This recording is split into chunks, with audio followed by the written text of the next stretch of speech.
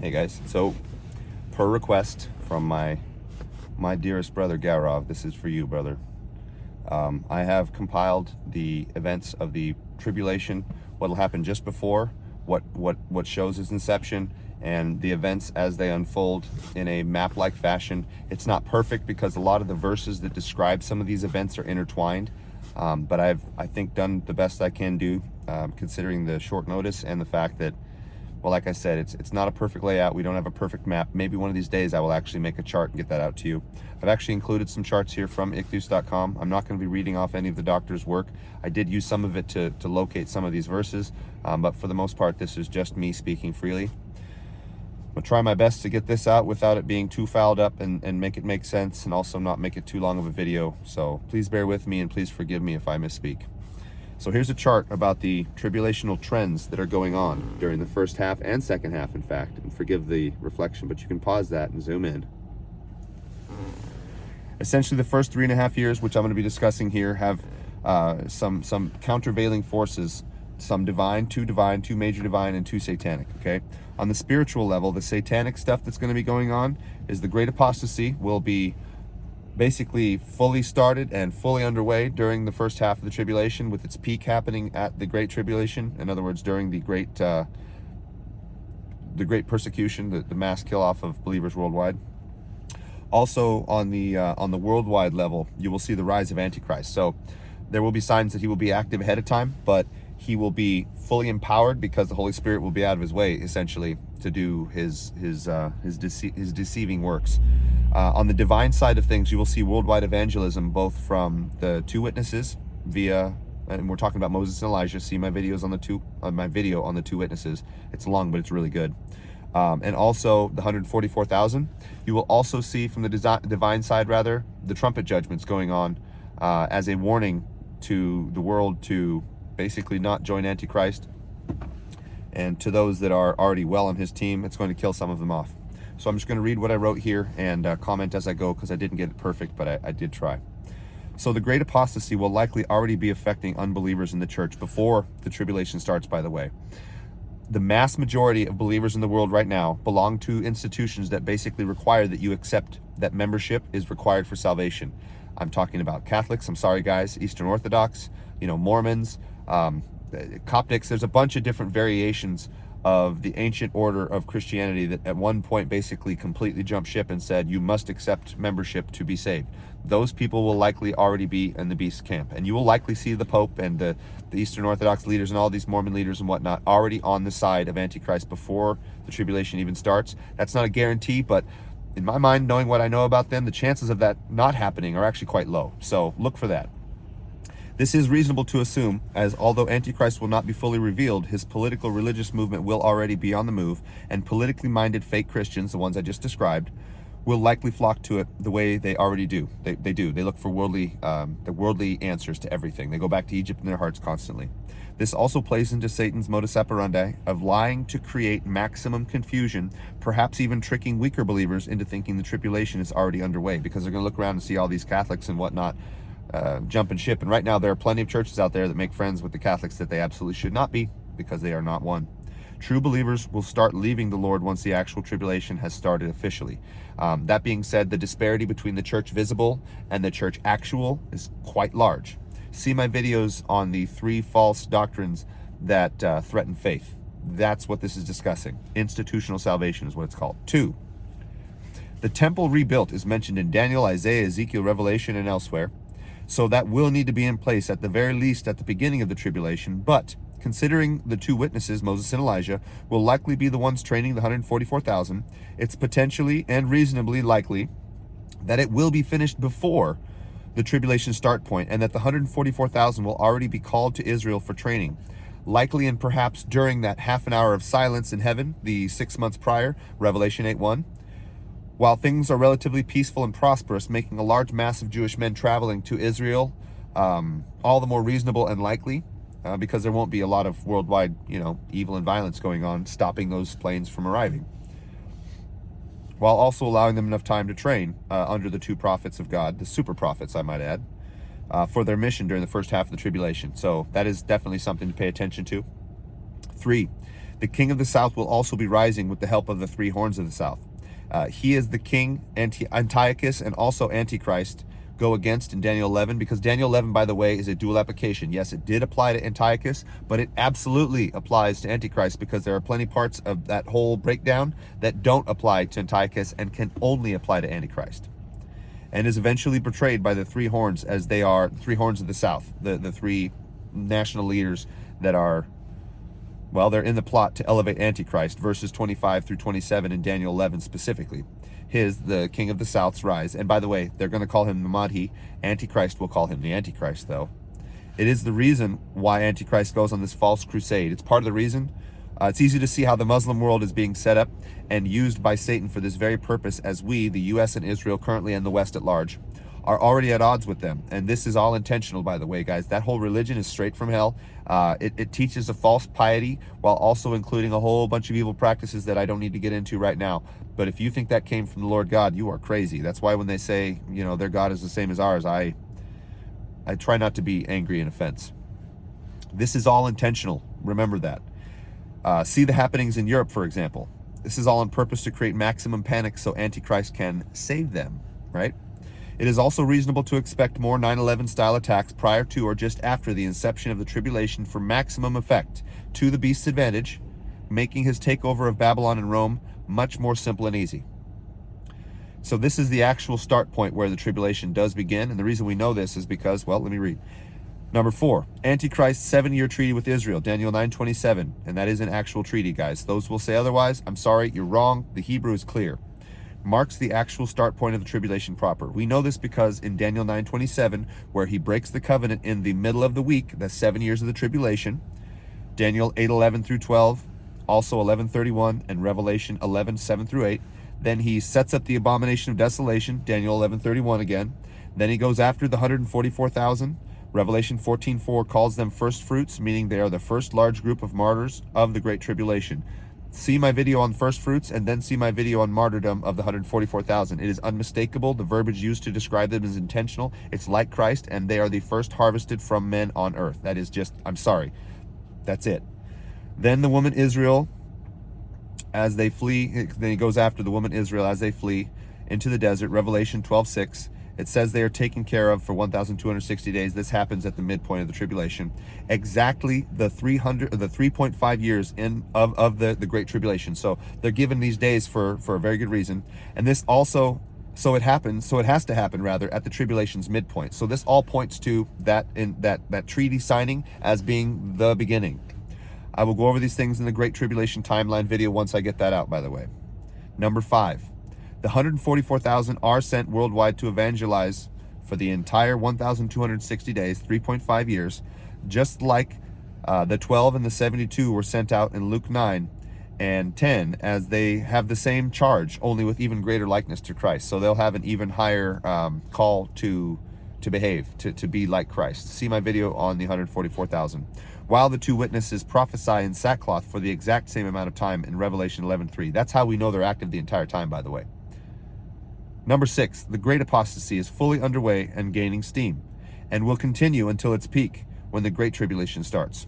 As Antichrist takes over his home country Babylon, Isaiah 14:4, very close, very clear that he is the king of Babylon. See my videos on Babylon, Mystery Babylon the Great. It's undeniable, guys. He will do it illegally via Daniel 11:21. He will do it through seductive methods with only the help of a small group. And likely within 6 months or less of the tribulation start, he will have completely consolidated Babylon and be on his way to Rome. Number 7, then once he's consolidated Babylon, he will also do so with revived Rome, likely within the same relative time frame of 6 months or less. If we look at Daniel 11:24, his leopard-like speed, the body of a leopard in Revelation 13:2, makes this all the more reasonable to assume, and especially with the breakneck occurrence of likely terroristic events coming from, the king of the south, much like we've already seen, 9/11, look at that, and all the other stuff that's going on in Europe. It only stands to reason that he's going to get this done like that. And it can happen even faster than this, by the way, so keep your eye out. So, here is a chart on the trumpet judgments and the two campaigns against the South, and then we'll break them down. And by the way, I have a video out about the trumpet judgments and their timing, and individual videos on the judgments themselves. If you want much more in-depth information, those are great. There's the chart. Again, forgive the reflection. There we go. It's a little bit better. You can see the summer, fall with the years, 28, 29, so on. That gives you a nice breakdown of what I'm about to go over. So 8a. In Revelation 9:10, we are told the demon-controlled scorpion-like creatures, the fifth trumpet, has the power to torment people for 5 months. If we postulate equal months for each trumpet, first trumpet, 1 month, second trumpet, 2 months, and so on, this would make an exact total for the first 6 trumpets, a total of 21 months, exactly the first half of the 42 months, or 3.5 years. And we know that the seventh trumpet itself is the third woe. That is the Great Tribulation proper, the entire 42 months. So it does make sense that those first 6 equal exactly half of the 42 months of the seventh trumpet, the third woe. It is not unreasonable to put the start of these judgments smack in the midpoint, because again, the seventh one is the entire Great Tribulation, so it only stands to reason that they would be bookended back to back. Exactly 21 months into the tribulation as their start point, and they increase in severity as they go. So 1 month of bloody hail that burns up a third of the grass, 2 months of affecting the sea with an asteroid that makes a third of the sea literal blood, 3 months of effect by the wormwood asteroid destroying 1/3 of the fresh drinkable waters, 4 months and 4 months rather of 1/3 of the heavenly bodies, the sun, moon, and stars being dimmed. This will happen, by the way, if you see that chart, during the winter. Essentially what that means is that both the Babylon, the original country of Antichrist, United States, and Rome, his kingdom, his now subsumed kingdom, those 2 places will be hit the hardest, because the entire northern hemisphere itself, essentially, including the east as well, which, I mean, y'all know China and Russia, they're just so well behaved. They will all be getting pretty harshly treated during that 5-month period. 4-month period. Literally the entirety of winter will be the most extreme winter we've likely ever seen as humans on Earth. And then we'll see the 5 months of the scorpion stings on all unbelievers worldwide. And then we will see 6 months of demon destruction that causes a literal third of the world, unbelievers only, guys, to be killed. Again, see the videos. It's unmistakable. We are not the subjects of wrath. I get this all the time. You think God's going to put us under his wrath? No. Gosh, it drives me nuts. Then the 7th, which lasts exactly 42 months, the entire Great Tribulation. That is the 7th trumpet. See my videos for more succinct breakdown. I have a video specifically on the 7th trumpet, the third woe. 8b. Factoring approximately 1 year for Antichrist to consolidate power in Babylon, then Rome, an additional year built upon tensions, plus another year to mobilize for war with the King of the South and the 3 horns of the South. That puts the first campaign starting in the fall of 2028. This is extremely fast, by the way, guys. This never occurs like this. This is ideal as it allows time to mobilize, and because we know the first war is in northern Africa. Egypt, likely, as Daniel 8:9 describes, the little horn advancing to the south of Israel, and like Antiochus, the antitype in Daniel of the Antichrist, he was at war with Pharaoh at the time, so it only stands to reason that it will likely center around Egypt. Then in the second campaign, towards the beautiful land, in that case, just north of Israel, in Syria, per the Balaam prophecies of Numbers 24:23, where it says, he, in this case Antichrist, will afflict Asher, the ancient forefather of Assyria, see Genesis, and Eber, the ancient forefather of the Hebrews. And again, assuming the tremendous speed of a leopard that we already mentioned, the second campaign will likely be in the following year, fall of 2029, around the same time of year, for the same reasons. The biggest reason for this that makes total sense is those 2 areas, Syria and Egypt, of course, they're scorching hot parts of the earth. So for those wars to occur during the winter time only makes sense. It allows for maximum mobility, minimal stress on the machines and whatnot that we use for war. So this makes complete sense to me. And only this time, on the second campaign, Western navies will make the decisive blow against the King of the South. As per Daniel 11:29-30, it says literally, ships from Kittim, which in ancient times, Kittim was the islands of Cyprus, which is to the far west of Israel. So you can see how both the West, basically in this case, not only revived Rome, but also the United States. We are the farthest west you can essentially get from Israel, if you think about it. They will basically completely destroy the King of the South's armies and any resistance from any of the southern nations, because again, the three kings were always in on it. They were always trying to help Antichrist get to power. This will all, and by the way, the three horns of the south betray him. It shows that in Daniel 11:25 through 27. So if you want to know about that, handing Antichrist a contrived though extremely decisive victory. Number 9. At this point, with the king of the south defeated, Rome fully consolidated, and the world reeling from the sixth trumpet mass killings, Antichrist will receive his deadly stroke of the sword. As per Daniel 11:30, he is stricken as if dead, but will revive. And see Revelation 11:3 also. They both say the same thing, essentially. This is a false resurrection. See my video on his fake death and resurrection, guys. I have that one up too. That will be sold to the world as proof that he is the Bible's Messiah, although he is clearly a fake. Not to mention that, but the scar that's left on his head, that will be another clear sign that he is not the true Christ, because God can rebuild the body. It's clear Satan cannot, at least not in this case. So that will be another clear sign he is not the true Christ. And this will cause him to be enraged at the Holy Covenant, per Daniel 11:30 again, then return to Israel, again also in Daniel 11:30, because it is likely that the shooter will be an Israeli patriotic zealot rather. So that second war happens essentially in northern Israel, southern Syria. It's said very clearly in those verses describing that war that Israel will be treated poorly and harshly. And the people that are giving him, essentially the zealots of Israel, are giving him power and getting behind him specifically because they see him as the same thing as they saw Pharaoh, basically a worldly means to an end. But that doesn't mean they actually like him. And it totally stands to reason that one of them will be the one that takes the shot that takes him out, which would also explain why he will be enraged at the covenant, Daniel 11:30 again, then return to Israel, because it is likely, again, patriotic zealot rather. He will attack and kill the two witnesses at that point and stop basically the temple rites and the sacrifices and whatnot. It also says that in Daniel 11:30 and also Revelation 11:7. But they will resuscitate after 3.5 days and will be called up to heaven, Revelation 11:9 through 12, followed by a massive earthquake, Revelation 11:13, that allows for the woman Israel to flee into the mountains, Revelation 12:4, in dual application to Satan and Antichrist. Then in verse 6, this is said to last 1,260 days. That's how we know it refers to both, by the way, specifically. That would be the entire Great Tribulation proper.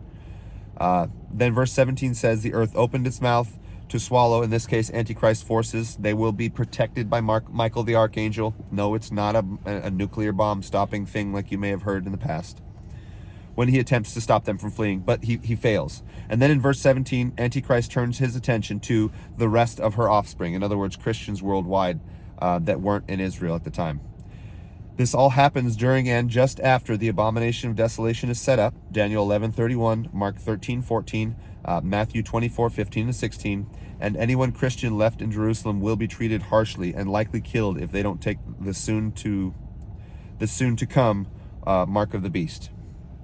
Technically speaking, that earthquake, I do believe, is the actual inception of the Great Tribulation. But number 10, the Great Tribulation is now fully underway. I have videos up on all of these things, the mass majority anyway, where I discuss them in much greater detail, but I hope this is a good and general roadmap for the tribulation's first half. And here is one more chart, just so you can see a breakdown. Check that out. Hope you guys found this useful. I think knowing this stuff, especially when, again, right on the edge of things, we should be aware of what is to come. We should be able to see them as they happen and understand them as what they are, because, again, we have the ultimate roadmap, the Bible.